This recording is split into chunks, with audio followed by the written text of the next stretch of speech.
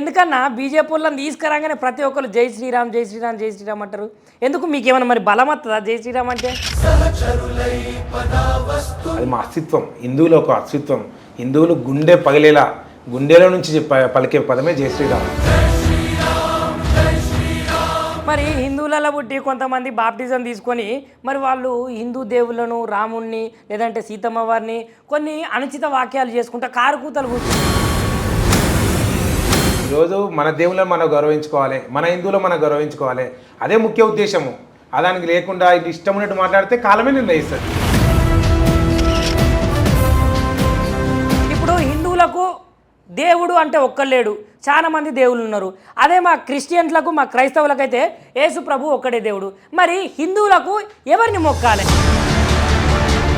ఈరోజు హిందూ దేవుళ్ళని తిరిగితే మాత్రమే మేము ఈ రాష్ట్రంలో కావచ్చు, ఈ దేశంలో కావచ్చు మేము ఫేమస్ అవుతాం. వాళ్ళు అయితే ఇప్పుడు 27వ తారీఖున అయితే రజతోత్సవాలు పెడతారంట. తెలంగాణ రాష్ట్రాన్ని అప్పులపాలు చేసిందే కేసీఆర్. ఈరోజు అప్పుల కుప్పగా తయారు చేసినందుకు నీ రజోత్సవ సభకు రావాలా? ఈరోజు తెలంగాణ ఉద్యమకారులను నిట్ట ముంచినందుకు నీ రజోత్సవ సభకు రావాలన్నా? టీఎస్పీఎస్సీలో పేపర్ లీకేజీలు అయితే కూడా ఒక దోషిని కూడా పట్టుకొని నువ్వు చేయలేవు. దానికోసం విద్యార్థులందరూ నీ రజోత్సవాలకు రావాలన్నా? అంటే ఇప్పుడు కేసీఆర్ గారు అదేవిధంగా రేవంత్ రెడ్డి గారు తెర మీద మాత్రమే డిష్యూమ్ ఒకటే కదండి. ఇదే రాహుల్ గాంధీ అశోక్నాథ్ చౌరస్తాకు వచ్చి అక్కడ ఉన్న లైబ్రరీలు మీకు అంతా తెలుసుగా, లైబ్రరీలో మోకాళ్ళ మీద కూర్చున్నాడు. ఆ కొండ సురేఖ గారు ఇప్పుడు వాళ్ళ కుటుంబ సభ్యులకు సంబంధించిన వాళ్ళ మేనల్లుడో వాళ్ళ అల్లునికో ఒక జాబు కావాలి, డైరెక్ట్ ఎమ్మటే శ్రీధర్ బాబు గారిని వరంగల్ విచ్చలవిడిగా అవినీతి చేసి లక్షల కోట్ల రూపాయలు సంపాదిస్తారు. అయినా కూడా ఆమె మేనల్లుడికి వెళ్ళి ప్రభుత్వ ఉద్యోగం కావాలని చెప్పి ఇంకో మంత్రిని అడుగుతుంది. ఎంత సిగ్గుచేటండి ఈరోజు. విద్యార్థులకు, నిరుద్యోగులకు మంచి చేసిన ప్రభుత్వం ఏదైనా ఉన్నది అని అంటే అది బరాబరి చేతుకుతుపాటి సర్కారే. రేవంత్ రెడ్డి వాళ్ళు చెప్తున్నారు, అదేవిధంగా వాళ్ళ మంత్రులు చెప్తున్నారు, ఎమ్మెల్యేలు చెప్తున్నారు. ఒక 1100 జాబులు, అదేవిధంగా డిఎస్సి 5000 జాబులు. ఇంత మించి నువ్వు ఏమైనా చేస్తావా? బస్సు మీద సవాల్ ఇదే వేదికగా నేను అడుగుతున్నా.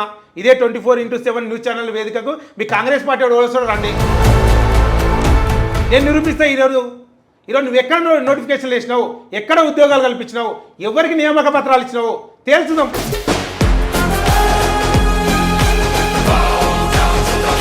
ఇప్పుడు తెలంగాణ రాష్ట్ర బీజేపీ అధ్యక్షుడు అయ్యే అవకాశాలు ఎవరికి ఉన్నాయి?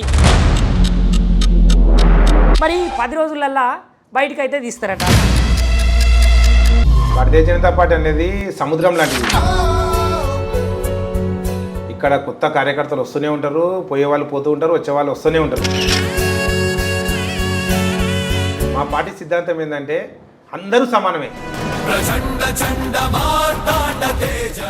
షేర్ చేయండి, లైక్ చేయండి, సబ్స్క్రైబ్ చేయండి. మరిన్ని వీడియోల కోసం బెల్ సింబల్ పై క్లిక్ చేయండి.